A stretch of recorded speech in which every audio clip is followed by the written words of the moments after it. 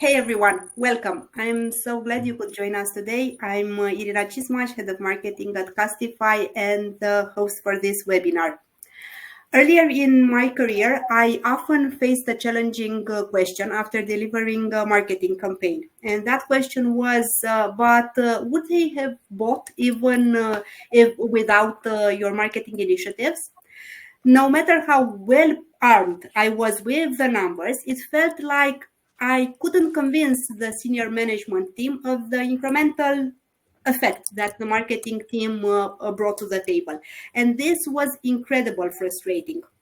And that was the moment when I realized that building a narrative that resonates with the senior management team, and not only, it's often underestimated. And I guess everyone who joined us online today and the ones who basically registered to share the same pain. So in the following hour, together with Didra Williams, former SVP at an edtech company, but also an advisor for women in customer success, and Sahil Kalhera, VP of customer success at Waki, we're gonna explore ways to help you better sell the value you bring to the table internally. Thank you both, Didra and Sahil, for taking the time to speak with us today. I know that in some parts of Europe, Sahil, you allocated this hour even in a day off. So thank you once again for your time. Before we dive into the topic, I want to address a few housekeeping items. This is a recorded event, and everyone who registered will receive the recording online. We value your participation, so please feel free to address all the questions that you have. Well, they are a priority for us. We'll try to address them in the context of the conversation, or at the end we allocated a dedicated Q&A session. And last but not least, this conversation about a topic that, based on your feedback, it's very important and relevant for you guys, doesn't need to stop at this webinar. It goes beyond it, and we'll reach out. We'll try to provide tailored resources and tools to better arm you whenever you are trying to build a business case where you try to support internally the value of the team. And speaking about tailored challenges, speaking about tailored solutions to your challenges, because all three of us wanna make this conversation relevant to your needs. I'm gonna go and publish a poll, and I'm gonna invite you to vote and let us know what's the biggest challenge whenever you are trying to prove internally and not only the CS value. Give me one sec to publish the poll that we have prepared.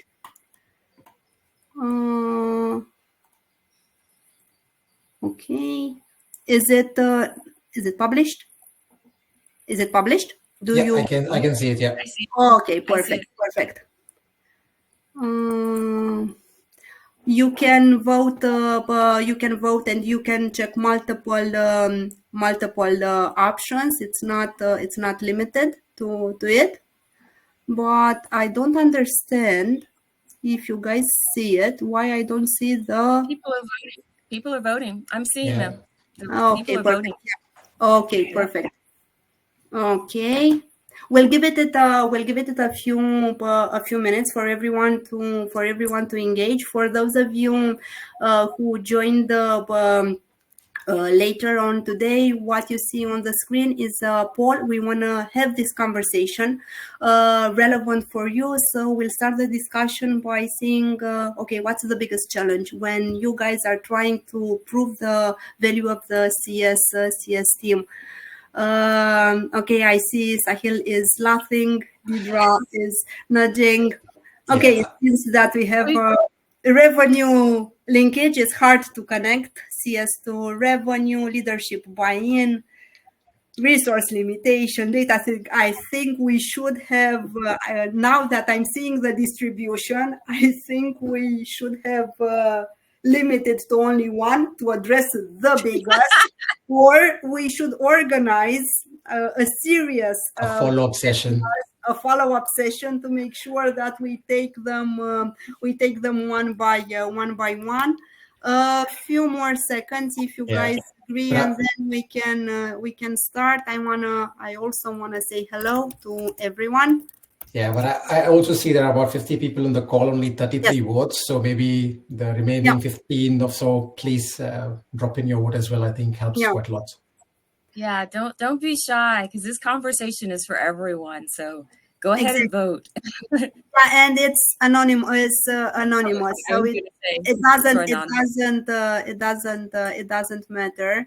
So now I think we have leadership buy-in as the biggest, almost 20%, 34 votes. Okay.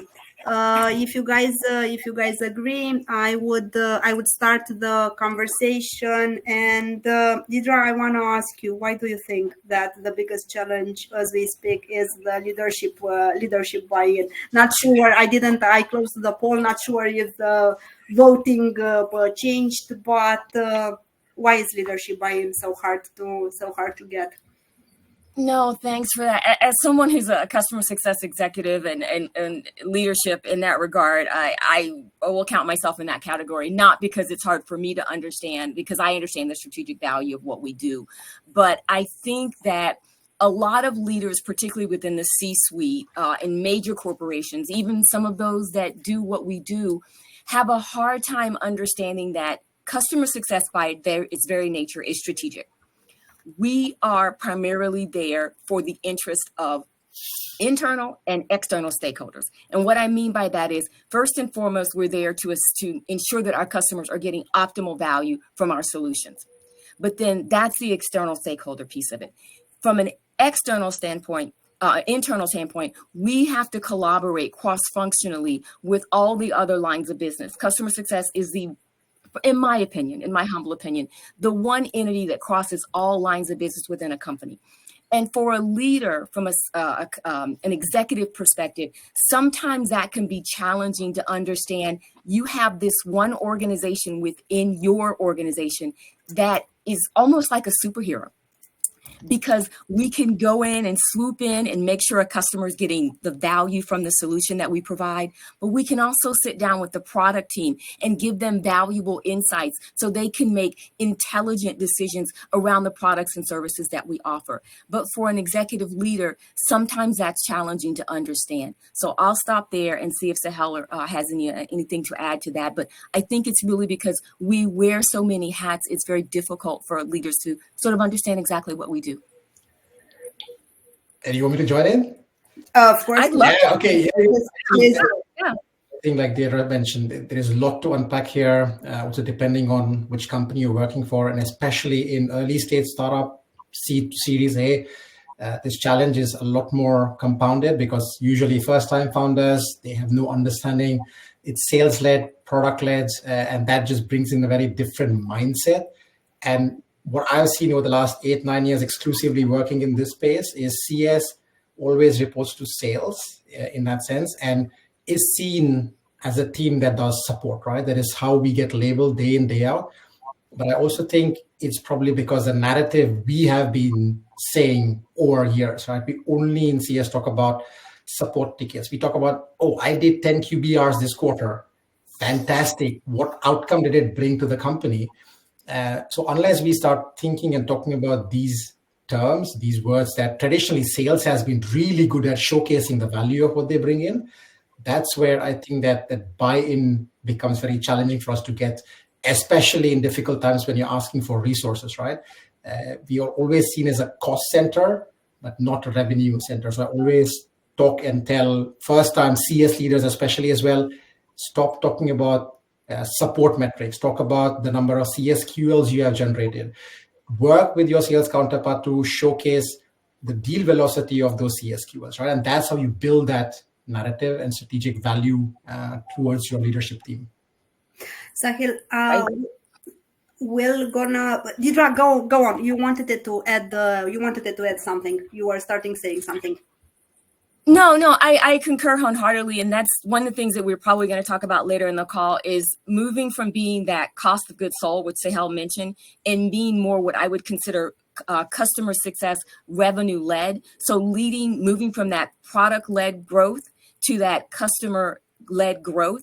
And you're leading from a revenue perspective. So having those revenue driven conversations versus, to Sahel's point, those support driven conversations. And we'll talk about that later on in the call. So I just wanted to say that I concur with that. You mentioned one thing that I want to build in, and it's entirely is very well connected to my next question to you. I often hear CS leaders having a hard time connecting the day-to-day CS activities to the business outcomes. Let's go into specifics. And you also mentioned metrics. Don't talk about support metrics, but how can you basically tie up or create that connection between the day-to-day activity to the business outcome? What's your take on this, Sahil? I think any good CS leader should first of all sit down with the commercial team, the leadership team, and really understand where the company is headed towards in the next 2 years time horizon. I think the 5 years is too long. A lot of things will change in that time period. Sit down with your CFO, really try and understand the metrics they are trying to, as a CEO, CFO, prove to the board, if you have a board. And that's how you really start to learn. I don't know, a lot of people might not be aware of the concept of a KPI tree. That's where your first job becomes. You need to start mapping all of your leading, lagging indicators and start building up that story towards it. A very short anecdote, way early on in my career, our product was helping customer service agents respond to tickets faster. And we were really beating the drum of it. But the VP of that department really never spoke to us because for him, the value was something completely different. So we had to really go back to the drawing board. Okay, KPI level 1, level 2, level 3. And then we eventually shifted our narrative, right? And that's basically how you would do it. Didra, how do you create this smooth transition between what you do on day to day and what's the business outcome? Because I know I know that CSMs at the end are super busy. So at the end of the day, they do have a lot of things. They are basically swamped, and the leadership team doesn't see the value, and they still have to prove themselves. How can we make this transition smoother for them? I would say that, agreeing again with everything that Sahel is saying, but in addition to that, I would also add that from a CS leader's perspective, we have to tie customers' desired business outcomes to the revenue that they create and making sure that we can measure how those customers are getting time to value. So one of the things that we're going to talk about is something I'm singing to the praises is customer time to value. And whenever you can get a customer to value in an accelerated pace, then you're going to have a customer that buys more from you. That is, so you're going to generate additional revenue. More importantly, their retention rates are going to be higher and their sentiment is going to be higher. Those things that we talk about around NPS scores and CSAT scores, those would be customers that are going to be advocates for you. But those are metrics. I love Sahil's KPI tree, but also tying those KPIs from the customer back to the KPIs that you as a success leader has.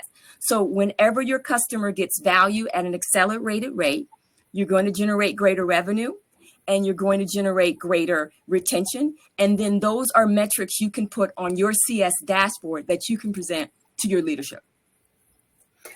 Speaking about the metrics, Sahil, how do you ensure that the metrics that you put in your reports for the leadership do align with the business goals? It is such a interesting point that you mentioned there, the time to value. That is exactly the KPI we are now working on delivering to our board in that sense. So it's going back to the drawing board, asking a lot of customers, understanding what does value mean for them. Because at the end of the day, it's a customer KPI, right? It's not our numbers. It shouldn't be a vanity metric. The customer should feel, okay, this is exactly what I bought the product for and I'm getting. And that should have some correlation with your retention numbers, like Deirdre mentioned, or expansion numbers. So that's where I think you need to really understand how you can, from a storytelling perspective, link and correlate those two specific metrics. And as a progression is what then the leadership team or the GTM team will start shifting that narrative. Hey, because CS is optimizing that time to value for our customers, and you could do a cohort analysis even, right? With each cohort, that number keeps getting better and better. And that's how you can showcase your value to the leadership team, to the board. Deirdre, go on, and then I'm gonna ask both of you, because I saw on the chat, and I know that we agreed, the four of us, that regardless of what we prepared as discussion points, we're gonna make sure we're gonna adapt to what the audience is asking. And what I see from Giselle, pulling the customer time to value is exactly what I'm interested in learning. So I wanna spend a bit of time. And you mentioned that that you are Sahil in the process of defining this customer time to value. Let's go a bit deeper. And what was your thinking process? How did you do that? And then I'm gonna pass the same question to Deirdre to complete, or maybe present a different view. Let's discuss about this. Lovely question. I think just like we are facing this challenge where everything gets tied back to revenue, I also think all of our customers have exactly the same challenge, right? So the question to the customer should be, at what point in time would you call our product successful? Is it when you reach X milestone, X number? What is that number? When will it be too late? When is it too early? And I think by having several such conversations, and I do think you should do this across your ICP segment for sure, but then throughout your customer base. And based on that, you can say, hey, our customers expect from our product, from the time they plug in, they are reaching this outcome in this period of time. And that, at least in my very simplistic definition, is time to value, right? It's their number, their metric. And that's basically what you track then. So customer interviews, can you track this within your product? So it's tying both of those qualitative and quantitative data together. And then you can come up with that whole picture. And I think the biggest thing here is you could use that as your brand promise, right? Your sales team can sell that as a brand promise. Hey, by using our product, you're guaranteed to get value in this period of time. So it's a very good circle to build that story around. Do you think we can have different time to values, different time to value, or different definition for a time to value depending on the customer use case? You can go for it, Deirdre, yes. I'm seeing some of the notes in here, and Giselle and Victor, and Vicky, thank you for your notes. It's exactly what Sahel said, but I'm going to drill a little bit deeper because it's something that I really have worked on with my teams. And it's really about building out journeys for those customers. So to your question, Irina, yes, that time to value for that customer is going to be specific to their customer journey. And what we do is throughout that customer journey, we determine what we call moments that matter. And what that means is based on those KPIs, and I can't hone upon this enough, the KPIs that are specific to your customer. So within that customer journey that you have built out, and again, I love the fact that you're tying it to ICP because that's critical, because that's something that is a mantra as well. But through that customer journey, based on those KPIs, your customers are going to tell you what their moments that matter are, i.e. those things that generate value for them. Yeah. And then once you determine what those milestones are, because they need to be based on SMART goals, I hate to be so basic, but that's what it is. They have to be specific. You need to be able to measure them. You need to be making sure that they're actionable, and more importantly, that they're relevant to the customer and that they're timestamped. So on that journey, figuring out the KPIs, finding the moments that matter, that's how you drive value for your customer. And again, to what Sahel is saying, once your customer hits each one of those milestones, you can use that to evangelize the successes for those customers. You can build out customer stories that sales can use, but also marketing can use. But it's all based on the customer journey. And to answer your question, the time to value for your specific customers should be different because they're going to have different KPIs. Can I just add one more thing to that? I think each customer, again, depending on your product, can have multiple points or things that they can get value from, right? And I do think that's exactly where sales and CS have to work extremely closely with each other to start mapping out those outcomes in the sales process. And your onboarding journey should then follow that outcome that the customers expect to get, right? It can't be that the customer expects to get outcome A, your onboarding journey is B, and then they're like, but wait, that's not why I bought the product. And that's where that recurring impact conversation comes up. And exactly like Deirdre mentioned, at each of those important moments, you create advocacy asks, you create case study stories. And that's how at the end of the year, they're like, wow, I've really got a good product. I need to retain, or I need to renew, and I need to expand. So just adding that context. No, I love that. And also you can roll all of those insights into a dashboard that you present to your leadership. So again, you're continuing to prove your value throughout that customer journey. Yes, absolutely. I really love the fact that you mentioned about metrics, and I want to dig deeper into metrics, KPI, and also data points. Didra, in some cases, the traditional financial metrics do not cover the full value of the CS department. How do we advocate for new metrics? How do we convince the leadership what's important and what's not? It's going to go back to something that Sahel said, and we're so in sync on this. When I started to build out, for example, in one of my previous roles, when I came into the company, my metrics or my OKRs, my objective key results, were rolled into sales. And I immediately went to the CEO because I reported to the CEO and I said, I want to pull those out because our metrics are different. Now they should be aligned, but our KPIs, our OKRs should be different between customer success and sales, in my opinion. And so what I said was, these are going to be my 4 metrics for my team, but they are going to be based on the OKRs that have been set by my company. And so when I understood what the company was trying to achieve, then I could build out my OKRs.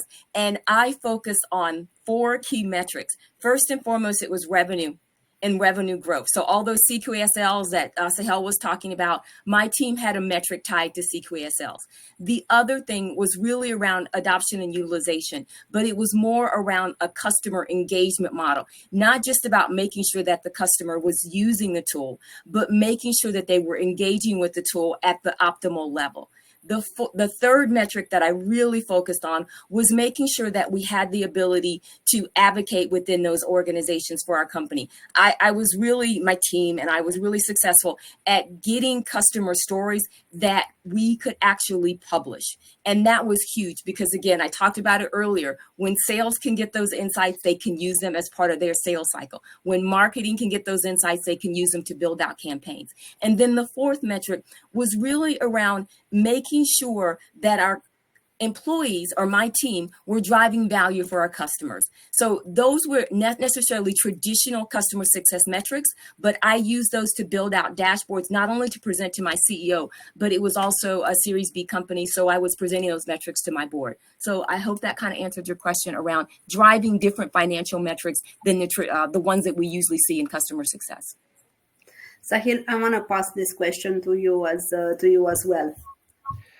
I think +1 to everything that Deirdre mentioned, so I'm not going to deviate there. I think you need to present metrics and numbers at different layers and levels. A number that might be interesting for, I don't know, like a team lead or a CRO might be completely different to your CFO, to the board. So that's where indeed you need to have not too many reports. That's one thing we always love doing in CS is analysis paralysis. Pretty much like Deirdre mentioned, my report on the top level has literally 4 metrics, and that's pretty much it. All again linked to revenue. And then the fourth one that we very closely track is something like a G2, but then very specific to the hotel industry. So for us, that's our platinum standard to always aim for. And that is pretty much it. Those are the 4 metrics, 5 metrics I report every quarter, and then use storytelling to link and drive initiatives that support that metric and numbers, right? So if you see there is retention dropping quarter on quarter, then hey, it is dropping because of these specific challenges. How can we now work along with the product team to answer some of or address some of these challenges? So again, it really depends also on the fact of how mature the company you are in is with metrics and reporting. If they're not, is actually a very good opportunity for you to start creating those reports and metrics. And that will, again, position you as a very strategic, forward-thinking CS professional in your company, right? I wanna address. So we received the question on the chat speaking about KPIs and metrics, and I want to be specific. What are the KPIs metrics do you report at each level? You both mentioned financial. Can you dig deeper and say exactly what you are presenting in the reports? And I'm gonna pause to give concrete examples for the audience. I'm going to ask you, Sahil, and then Didra. Maybe she has different ones. And then I want to tackle something from chat, from Giselle. Sure. So speaking about concrete KPIs and metrics, because this was something that we were asked at each level. Yeah, good question. So our main company metric is net revenue retention. So we do track at that overall number, the NRR metric. And the sub-metrics or the input metrics are basically retention numbers, expansion, downgrades, and churn, basically, right? So a lot of companies don't track on downgrades. They just put everything into one bucket. But you need to track this as granularly as possible. And another thing, what I've also noticed myself way back in the day, making a mistake is only tracking your output metrics, right? Your lagging indicators like NRR. There's not enough thought and input put into the input metrics. Hey, how many CS skills did you generate? How many calls did you actually have that led to that opportunity? So for me, at the management level, those are those 5 numbers we track. But at the team level, we are looking at the weekly input numbers. Hey, how many calls did you have? How many expansion opportunities did you create?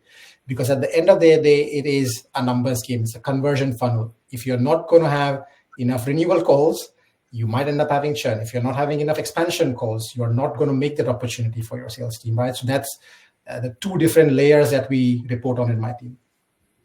Idra? I'm gonna add to that. We track those metrics as well, but the one that I think is probably one that we rarely talk about within customer success, but is really vital, is customer lifetime value. And actually, Sahel touched on it when he talked about ICP, which I see a question from Gazelle, so I'm happy to expand on that. But also really understand cohort analysis, which you mentioned earlier, because one of the things that I found in my previous life when I was working with a company, I was constantly told, we have all these great strategic customers that are bringing in an incredible amount of revenue. And I sat down with the CRO, because I was reporting to the CRO at that time, and I said, talk to me about the customer lifetime value, or CLT, of those specific strategic customers. And the response I got was a blank stare. And I said, do you really understand what the cost to serve is? Because you may have a customer that is generating an incredible amount of revenue, but what is the cost to serve for that particular customer? So what the metric I look at is, what are my customers within those ICPs that have the greatest customer lifetime value? And that's something that you're going to have a trend analysis on. And then I build out cohort reports, and that cohort analysis allows my team to prioritize which customers within that ICP that have the greatest customer lifetime value and the lowest cost to serve. Those are going to be my most profitable customers. And that's what I focus on. I see Sahel laughing. I don't know if that's a good thing or a bad thing. No, it's I focus on. No, you mentioned it, I think, like spot on, right? I think like one of the things, again, in CS we are fairly good at doing is anecdotally complaining about not having enough resources. But when it comes to proving those things, we just don't have the metrics and the numbers. So if you talk about our onboarding teams being overwhelmed, do you know your unit costs or effort to onboard a customer? How does that indeed like look across different customer cohorts, right? The different types of customers. So I think that's where strategic operational layers, you really have to become a mini data analyst, if you will, to really start understanding. Data guru. Exactly. I call it a data ninja, quite frankly. I call it a data ninja, but yeah. It's a lovely analogy, exactly. But indeed, there was a nice question about ICP. So I'll leave Irina to guide the conversation, but it's very interesting question. Yes. It was. Let's start with this.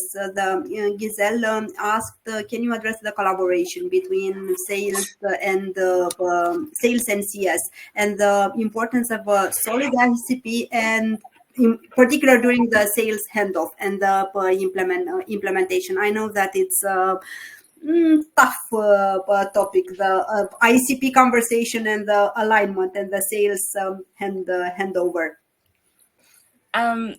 This one is, I mean, there's so many critical success factors, but something that Sahel said that I'm going to use to kind of pull on that thread is he talked about making sure that throughout the sales cycle, we really are documenting the value drivers for our customers.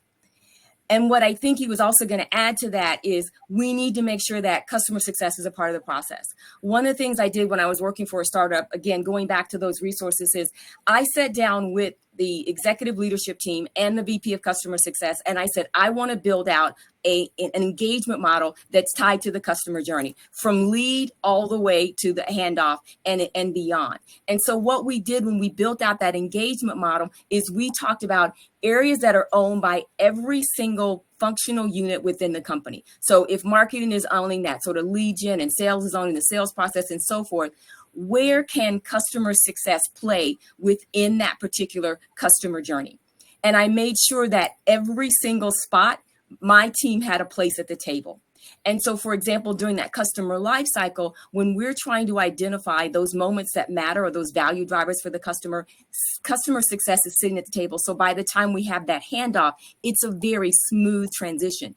But with regards to ICP, what I found is so often sales leadership, as well as our C-suite, identifies what they consider their strategic customers, but not necessarily the ideal customer profile. And when I've sat down with so many sales leaders and said, what is your ideal customer? It's really only tied to one metric, revenue.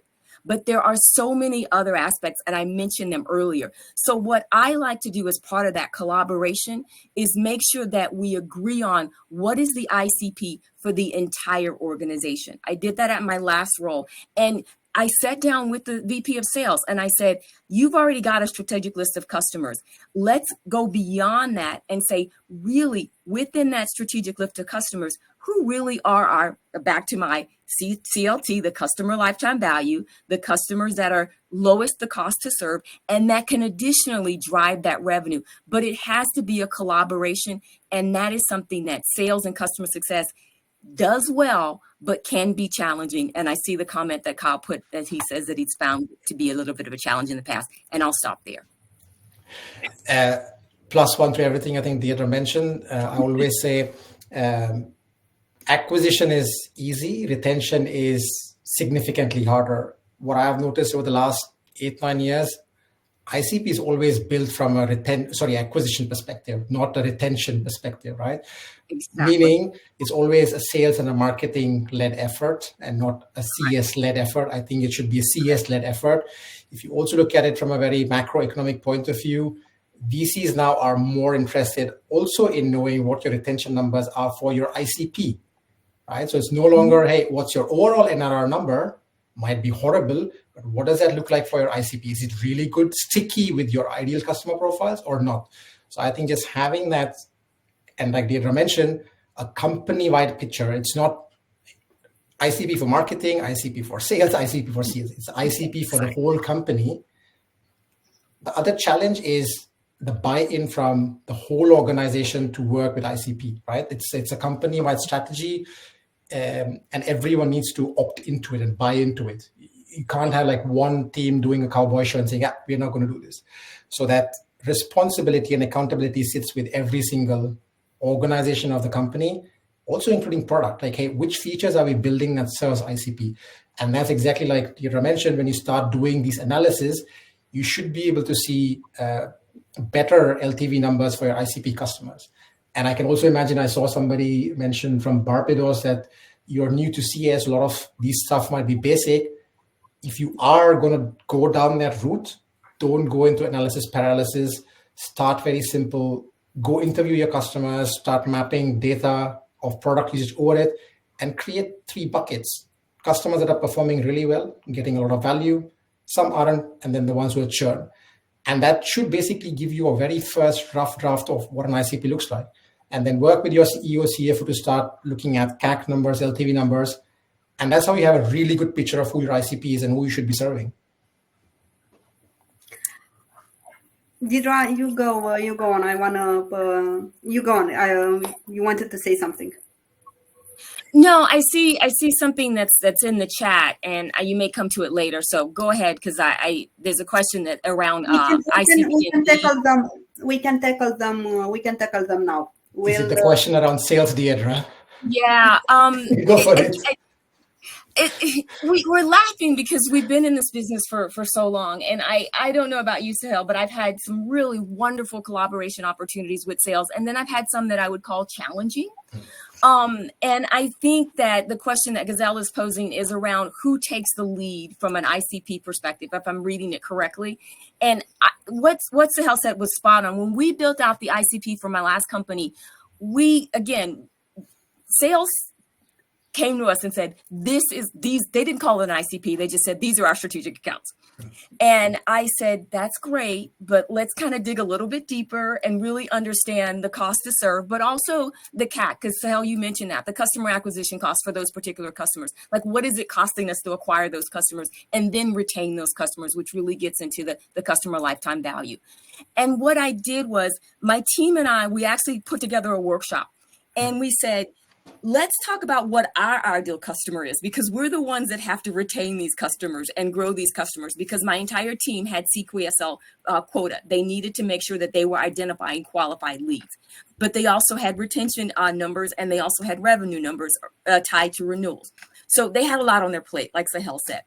And they actually created a wish list of their perfect customer, because that's what ICP is. Let's be honest. But then we went and sat down with sales, and we said, these are your strategic accounts. How many of your strategic accounts fall under this ICP that we have created? Yeah. And it was interesting because it was a lot lower number than they were expecting. Now, this wasn't a wish list that was dream inferred. This was a wish list that was based on revenue. It was based on retention, all those things that we are measured on. But when we put it in that dashboard that says, these ICPs that we've identified align with your strategic customers, and they have a greater customer lifetime value, which means they're going to be sticky, to Sahel's point. They're going to generate greater revenue. These are the customers that we should focus on. Sales was like, wow, that makes sense. Let's develop a partnership and let's work on those customers together. That's how we went about making that collaboration. So I hope that addresses the question that Giselle had earlier. Yeah, just to add one more piece here, I think salespeople are heavily number driven and heavily quota attainment driven. I think exactly like Deirdre mentioned, if you can also speak to the difference in deal velocity, for example, for the ICP customer, which salesperson would not want to hit quota every quarter and quickly enough, right? So I think you have to also think from their shoe, okay, which metric will it impact for the sales team if they focus on ICP. One of the exercises when we did in my previous company, what we realized is we were targeting the wrong customer base. Our ICP was completely more SMB sort of companies. But that also then means the sales team was not really upskilled, educated to sell to that kind of customer.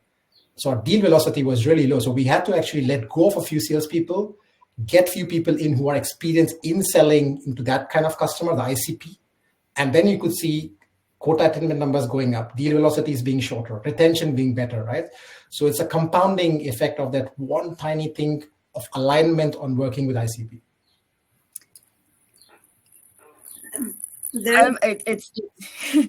It's interesting when you talk about the deal velocity piece, because it goes back to time to value. Yep. Because from a retention standpoint, statistically, what they have shown is customers that hit value at an accelerated rate are more aptly to buy something additionally from you.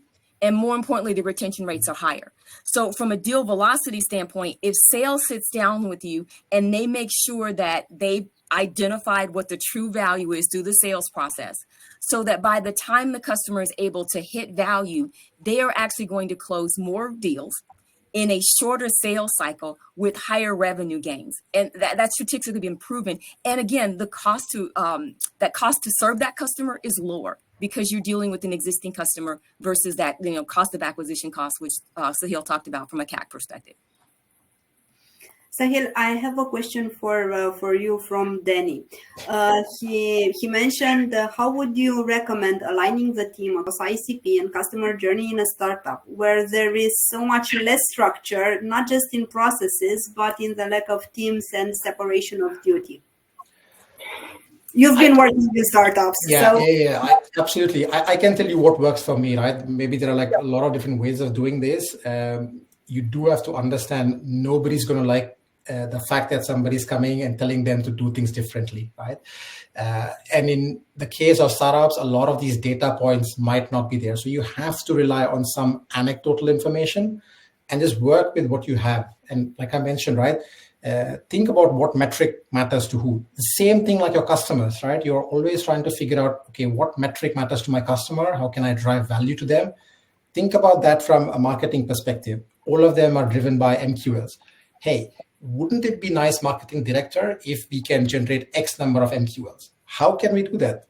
Let me tell you about this ICP concept. So if we are talking about the same pain point throughout that customer journey, the time to value throughout the customer journey, I think that is what will drive that alignment piece, right? And you don't need to have 1,000 data points to start doing these things, maybe just a few. And if you're using HubSpot, a lot of these metrics are pre-built into HubSpot. You don't need to do a lot of analysis there. All you need is one sales colleague who you're really good friends with, sit down with them, buy them a pizza, grab them a beer, start running through those numbers. That's how you'll build it up. But this will have to be done on top of all the other things that you're doing.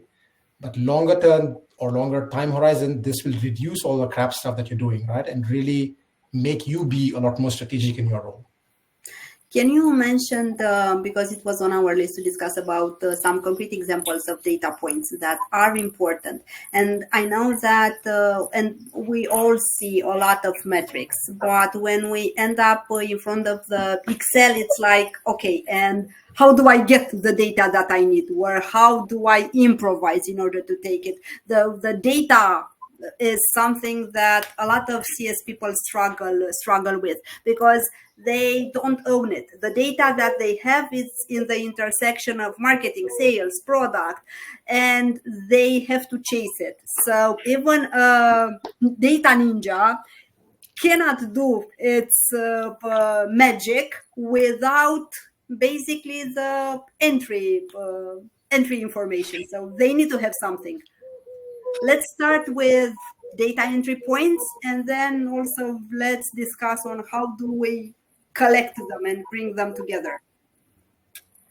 I think one of the things that we really have to be cognizant of is data hygiene, because regardless of what platform you're using, whether it's an Excel spreadsheet, a CRM, or a CSP, you need to have some consensus on what data is vital to have a complete picture of the customer.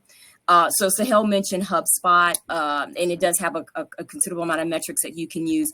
I've used a variety of Tatango, Gainsight. I've used all of them. But at the end of the day, unless everyone is clear about what is the minimal amount of data that you need and the clarity around what that data is, for example, having sales really just enter a customer number without any customer insights really doesn't drive a lot of value.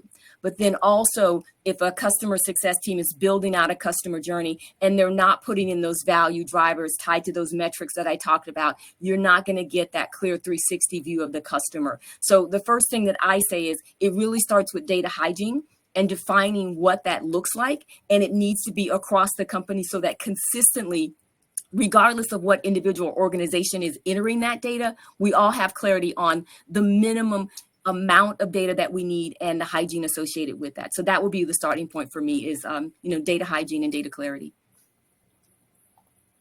Yeah, I completely agree. I think crap in, crap out in that sense, right? For data. Garbage in, garbage out. Garbage in.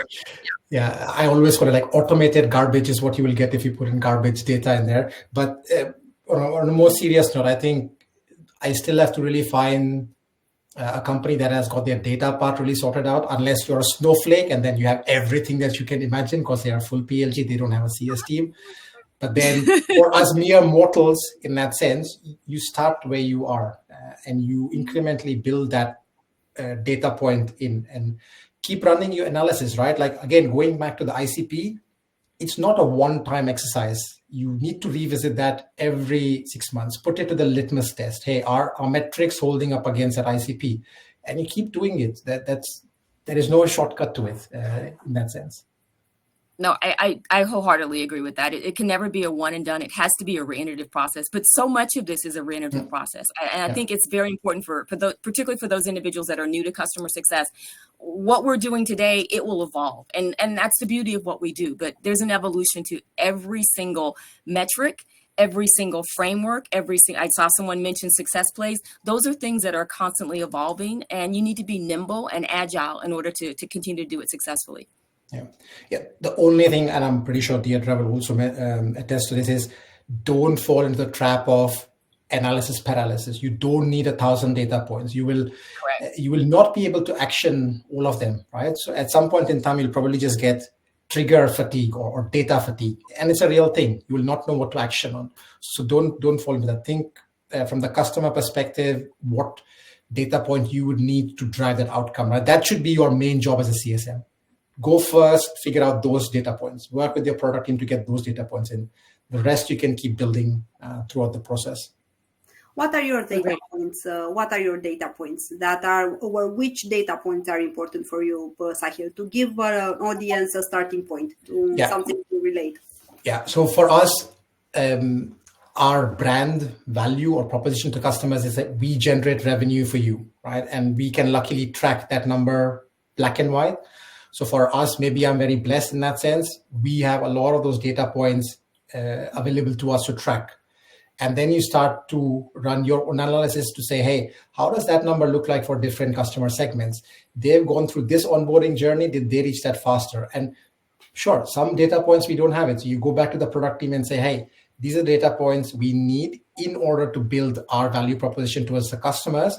And this same data point can also be then leveraged by the sales team and the marketing team, right? Because again, how do you use that ICP to start tying all of those teams together is what you need to do. Deirdre, in your case, what are the data points that you are using to build the metrics, to support the metrics? What's the foundation, and how do you make sure that you have them? First and foremost, it's very similar to what Sahil is saying, is that from our perspective, what we want to make sure that we're doing is we go to market with driving value for our customer. So from a solution standpoint, how does our customer get to value at an accelerated rate? And then what are those milestones, and how can we use those milestones to identify upsells and cross-sells to make sure that the customer is adopting at an optimal level?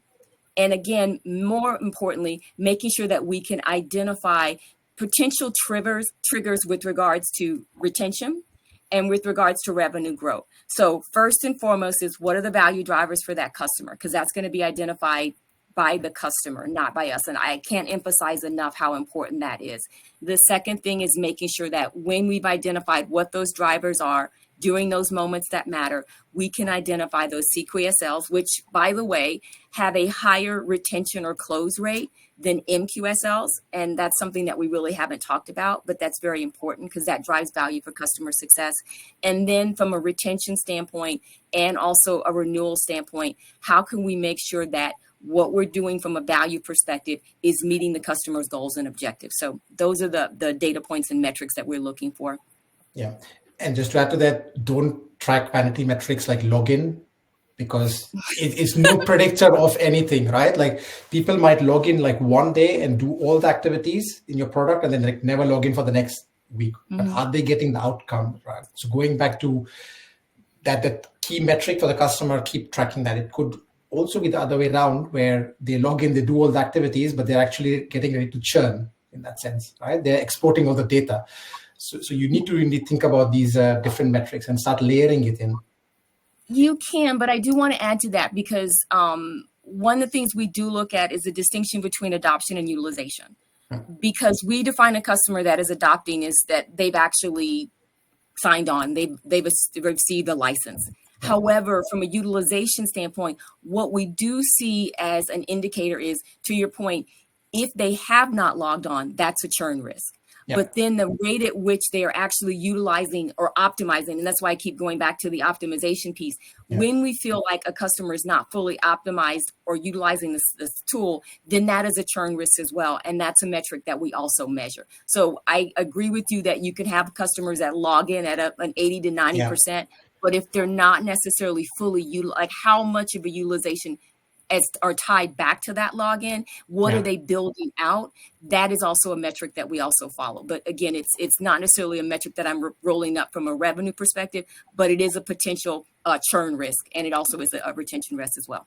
Yeah, and I think to do all of these complex things, I think Excel is not very valuable because you also want to have actions taken out of it, and that's where I think having a customer success platform comes really handy, right? You can use commercial data, product usage data, and then empower the CS teams to take the right action at the end of the day.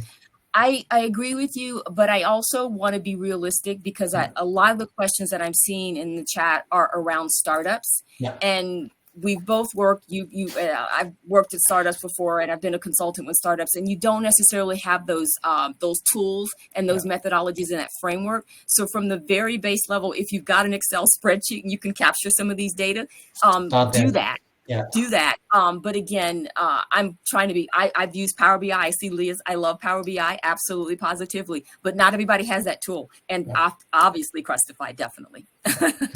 I have to mention Castify being a CSP platform. Thank you, Sahil, for mentioning it. And I know that my sales team would love me that. Okay, we do have, if you are a startup and if you can't afford it, I know that the sales team can accommodate, and I know that they will love to talk even with startups. I know that I know that for some startups, the early or the entry price point can be a struggle, but we do accommodate those scenarios. But I'll let this conversation, it's not the purpose of it, I'll let the sales team follow up with this. And because we only have 7 minutes, I want to make sure that we answer to Giselle, because at some point in this conversation, she mentioned that one of their hurdles is engaging executive sponsorship and ensuring that the initiative is supported. So I want to ask you both to offer some advice for her. And we on the chat we also had one question that we have to address in the question tab. So who wants to start giving a piece of advice to Giselle? I would ask a follow-up question. When you talk about executive sponsorship, are you talking about internal stakeholders or external? Because that goes back to what I started out with. So I don't know, Giselle, if you want to say if you're talking about internal executive sponsorship or executive, so external. Okay. And just to clarify, because when I define executive sponsorship, I'm looking at a customer and you're wanting buy-in from your executives within your customer. So from my perspective, it goes back to building those customer journeys. We touched briefly around QBRs and, EBRs. One of the things that my team did away with were QBRs and EBRs. We don't do them anymore. We do what's called a core meeting. It's called a customer objective review. And in those meetings, we actually engage the executive suite, but we do that based on their business drivers. We actually build the entire meeting around their business drivers and how our solution is meeting that. And executives not only love attending those meetings, they clamor to attend those meetings because it's driving value with metrics that are important to them. So that's how we engage the executives or the executive sponsors, because we're working on making sure we're focusing on the things that matter to them from a value perspective. Yeah, absolutely. I think plus one to that, we do what we call business impact reviews, so very similar in nature. I think like what Deirdre mentioned, what we've started doing, and I'm a big fan of this, is start mapping different stakeholders in your customer organization and to really start building out that KPI tree, right? Because maybe your product does have an impact at that end number that the sponsor is really concerned about, but not the input metric of the actual user. I don't want to make it sound very weird, but we call it the chain of pain, right? So if your user doesn't meet their target, who gets fired? If he doesn't meet their target, who gets? And that's how you build that narrative and story, right? So in our previous company, sure, we improved response time, But over a long time horizon, we actually improved the NPS of the company, and we had to build that story over a period of a year. So there is no silver magic bullet that you can get it like that. It will be a lot of speaking to customers, validating things, building things out is how you will get that sponsorship backing from your customers.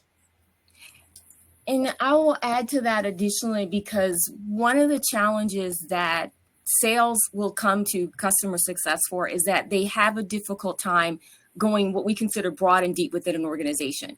They may be focused in a particular line of business, but with customer success, to Sahel's point, understanding what that not just chain of pain is. I love that, it's an interesting term, but more importantly, understanding for those specific lines of business or individuals that are throughout the company, understanding what their value drivers are. What are they trying to achieve, and how does your product or solution meet those goals and objectives? And what we've been able to do is, if we have a particular line of business that's not fully utilizing our solution, we can actually go into another line of business and not only allow them to utilize what's not being utilized by the other department, but more importantly, look for other opportunities to generate additional revenue throughout that company, which is the primary role of customer success. And it's part of our expansion model. So not just looking at one particular business unit, but how you can expand in other business units by understanding who those stakeholders are, and again, what their value drivers are throughout the organization. Ditra, since you are on the screen, we have a question from Liz. Any experience in using AI to make this? Getting all the data and ROI found has been difficult to aggregate and to communicate the value to external leadership. How can we use AI to make this happen, or can we? You can, absolutely. I think one of the things, one of the tools that my team has used previously is we were building out success plans. It's another CSP, but we were building out success plans based on those customer journeys. And based upon the insights that we were gathering from those customer conversations, the technology can make recommendations around what success plays we should utilize within customer success. And then those are actionable insights that the customer success team can use during their interactions with the customer. So for example, if we know that a lot of our customers are wanting to understand how to enhance the customer experience, like how they can use our solution to do that. And what the AI can do is say, based upon your drivers and based upon the customer experience that you're trying to achieve, these are some ways that you can use our tool to enhance that in customer experience. That's value that you can provide to your customers. And more importantly, if there is a solution set within our product wheelhouse that our customers are not fully utilizing, the AI can make recommendations based on the customer's desired business outcomes or whatever challenges they're trying to address. So yes, you can absolutely use AI to do that. Of course, you're obviously using a tool that gives you that capability. Sahil, we have one, I would say, last question, because we only have one minute. From Remy, how can CS impact the quality of new customers that are coming in? Are you comfortable answering to this? Yeah, sure. Like I mentioned already, right? It's starting with creating that ICP alignment with or within the whole organization. What I always try to do is create a graph also in whatever CRM system you're using, where after the whole organization has agreed to sell only to ICP, you start tracking the deals that are coming through, right? Are we still signing non-ICP customers? And ideally, one easy way to track this is if that trend line is going downwards. If they're staying flat, okay, that commitment was nada. If it's actually going up, it's the worst outcome you can hope for, right? So that's one way. Hey, this is how we can impact your sales number. This is how you can meet your quotas. Handshake, do we agree that we will only sell to ICPs? And then you track this weekly, monthly, quarterly. And that's how you would report, hey, this month we sign X number of non-ICP customers. For some, it might be confronting, but I do think it's a worthwhile thing to showcase to your sales leadership as well. Guys, I hate to be that girl that says that our time is up and we didn't even discuss about one important topic. How do we basically build a business case and how do we show that ROI? I had some questions prepared. So I'm gonna basically ask you if you guys accept our invitation to continue and do a follow-up, and if the audience who is still live considers it important, just give us some thumbs up, and I would say a follow-up part two of this conversation, and we'll continue. Let's see, because I don't see what the guys said on the chat. Okay, so we do A have lot of thumbs up. Okay, we do have thumbs up. I've What seen I can tell you is that I'm gonna sync with both Didra and Sahil, and in a few weeks from now on, depending on their time and their availability, we'll organize and we'll announce part two. So we'll continue this. Discussion. Thank you both for taking the time for this, what I consider to be insightful conversation, and judging by the reactions and the discussions that went on parallel, it was hard for me to also keep track on the discussion and moderate. So yeah, thank you for putting me in this. It's a, I would say, it's a good problem to have when you are hosting this type of webinar. As I mentioned, we'll continue discussion, and we're gonna follow up. We'll try to make sure we come up with dedicated resources and tools. And speaking about ROI, we also have at Castify a tool that we can walk you through on how you build a easy business case to support your case internally.